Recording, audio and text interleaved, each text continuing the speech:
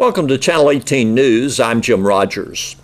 An accident on I-30 West at Bill Bradford Road involving two motorcycles and two autos created a second accident when a driver of a semi-truck failed to control speed and created a traffic backup for approximately 4 miles Wednesday afternoon. Traffic was routed onto the service road for about an hour following the second accident. Andy Inslee, Hopkins County Fire Chief, was injured in that second accident. Wednesday, when two motorcycles and two autos were involved in that traffic accident at that location, Hopkins County Fire Department Station 20 responded with city units to control traffic and assist as first responders. Engine 20 was blocking the left-hand lane on the interstate, but having difficulty slowing traffic. They called for backup. That's when Chief Inslee parked his official vehicle about 2,000 yards behind the fire truck, according to Hopkins County Sheriff's Department Lieutenant Tanner Crump. Crump said the driver of the semi-truck was not paying attention until the last moment when he saw the lights on the chief's vehicle. The truck swerved to miss the vehicle, but the Honda Pilot following behind the truck slammed on its brakes and stopped just prior to hitting the chief's unit. However, an auto behind the Honda Pilot was not able to stop in time and hit the Honda, pushing it into the chief's vehicle. Crump said the driver and passengers in the Honda were transported to the local hospital by ambulance. Inslee was transported by Lieutenant Crump in Lieutenant Crump's vehicle. Inslee was treated and later released. He was off duty Thursday and Friday. The driver of the semi-truck was charged with driving with suspended license and failure to control speed. Paris Junior College held its 92nd spring graduation ceremony Friday evening, May 12th. They had 512 students graduating with certificates or associate degrees. Almost 260 of those students participated in the graduation ceremony. 38 students received their associate's degrees but graduated from high school following the college graduation.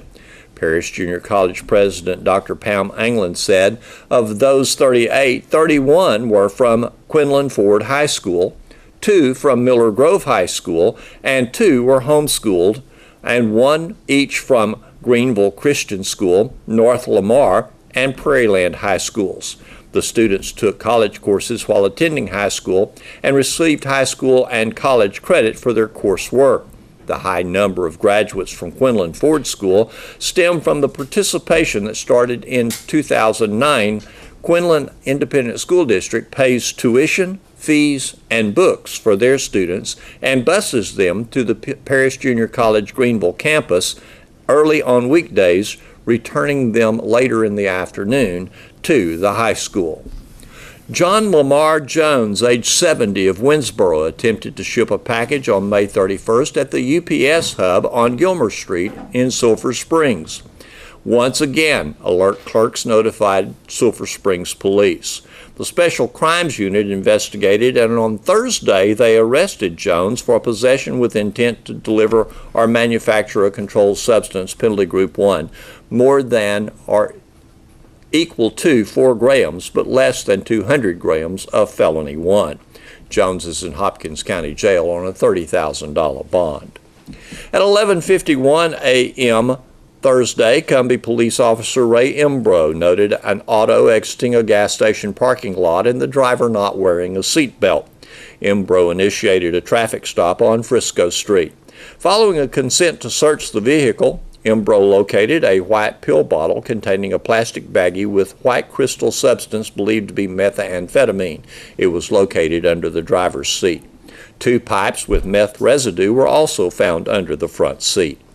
Rowdy D. Duval, age 37, of Sulphur Springs, is in Hopkins County Jail charged with possession of a controlled substance, penalty group 1, more than 1 gram but less than 4 grams. He's in Hopkins County Jail on a $10,000 bond. Jason William Helmholtz, age 40, and Jacqueline May Helmholtz, age 47, both of Missouri, were speeding down Interstate 30 when a DPS trooper clocked them at 82 miles per hour in a 75 mile per hour zone. When the trooper approached the vehicle, he noted the odor of burnt marijuana emitting from inside the vehicle. Both occupants were asked to exit the vehicle.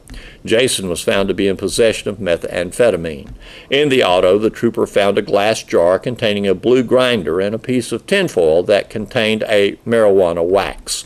Jacqueline Helmholtz is in Hopkins County Jail, charged with possession of a controlled substance, penalty group 2, less than 1 gram, and possession of marijuana under 2 ounces. She's held on a $6,000 bond. Jason Helmholtz is charged with possession of a controlled substance, penalty group 1, less than 1 gram, and with the other 2 charges as well. He's in jail on bonds totaling $11,000. This story actually contains a little bit of sports and a little bit of news. KSST and Channel 18 TV's Doug Haston talked with Sulphur Springs ISD Director of Maintenance Dan Fronberger Friday morning.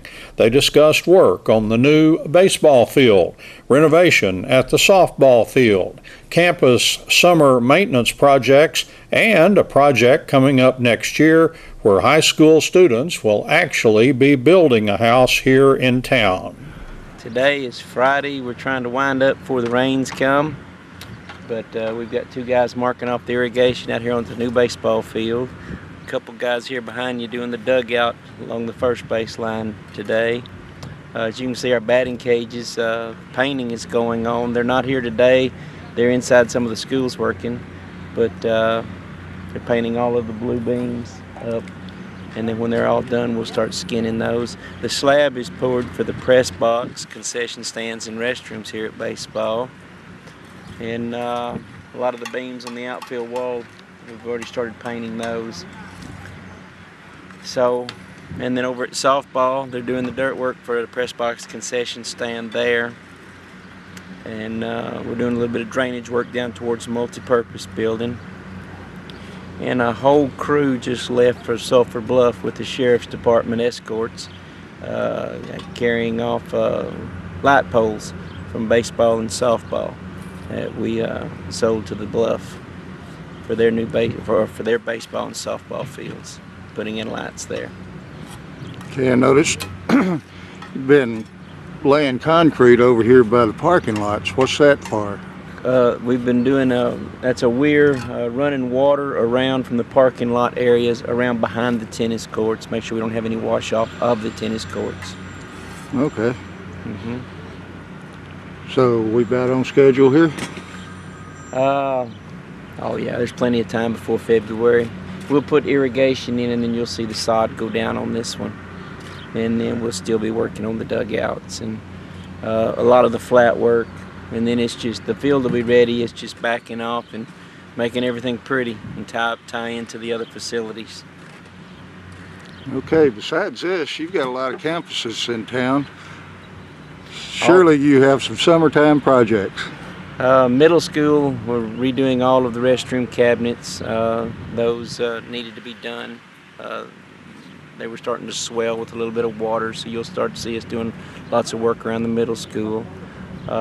Floors at all the other schools, they're on track. SSES has got all kinds of summer school projects going on. All the gym floors will be redone this summer. The list is very long. There's a lot of digging work we need to do around Douglas, trying to fix, we think, a water leak on the west side of it. So just the normal day-to-day stuff, but lots of new stuff as well. The ag department's getting a total remodel here at the high school and bringing it up to the times. And then we'll also be getting ready for our building project that the building trades kids will be working on when school starts. So you'll see some folks doing a slab over on 4th Street. So that's something to watch. That's an exciting project. Kids will be building a house next year. Okay, have we ever done that before? Well, believe it or not, my grandpa taught that program here way back when, in the late 60s, early 70s maybe. And they would build a house and sell it and buy a lot and do another one. So we're working on that one with the city, but it's utilizing a lot that we already own, that we've taken back, and it's going to be a neat project. So this is going to be high school kids building a house. High school kids. Mr. Smithson's heading up that program. Miss Arledge is overseeing it. and with my maintenance guys lending a hand where they need to.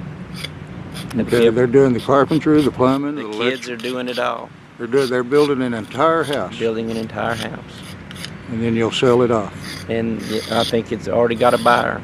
It's already sold. So that's exciting. That's real exciting.